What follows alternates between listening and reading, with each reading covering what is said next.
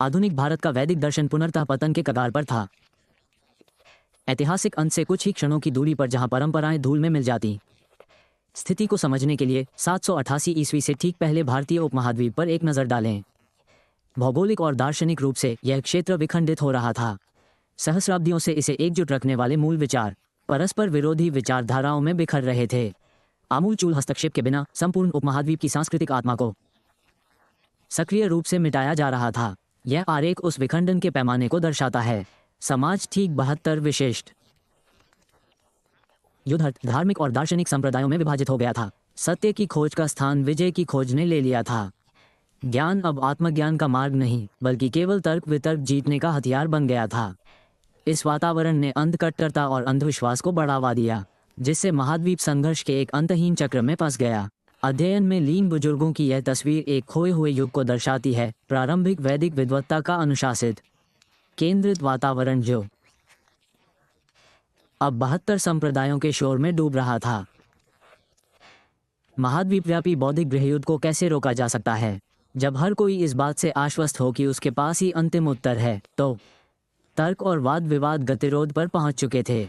उस युग में एक ऐसे व्यक्ति की आवश्यकता थी जो संपूर्ण चर्चा को पुनर्संतुलित कर सके।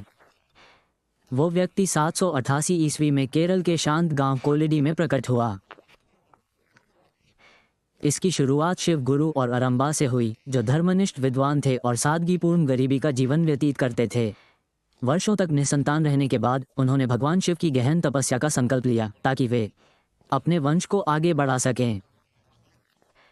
उनके पुत्र शंकर का जन्म शीघ्र ही हुआ, जो जीवन भर की प्रार्थनाओं का प्रत्यक्ष उत्तर थे।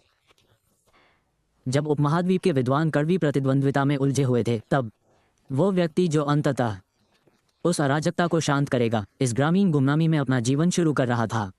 शॉनकार ने तीव्र, लगभग अलौकिक गति से जीवन व्यतीत किया।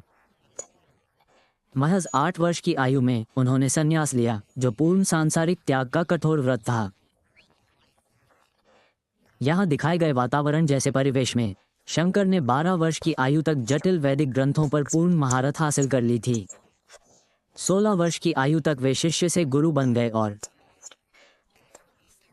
नवदास और पिरानाओं पर प्रामाणिक टीकाओं की रचना की। उन्होंने शारीरिक बल का प्रयोग करने से इनकार कर दिया। उन्होंने शुद्ध, अचूक दर्शन को ही अपना एकमात्र हथियार बनाया। इन अंतर्दृष्टियों से लैस होकर उन्होंने 72 युद्धरत संप्रदायों के अहंकार को व्यवस्थित रूप से ध्वस्त करना शुरू किया।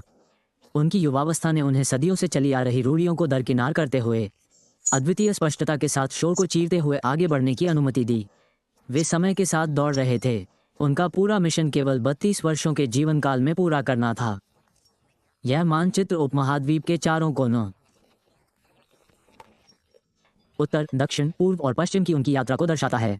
इन यात्राओं ने ज्ञान की मशाल जलाई, जिसका प्रकाश उनके द्वारा स्थापित 4 केंद्रों से फैला। उन्होंने 72 घोर विरोधी दर्शनों को एक साथ पिरोकर एक सुसंगत, अचूक ढांचा तैयार किया।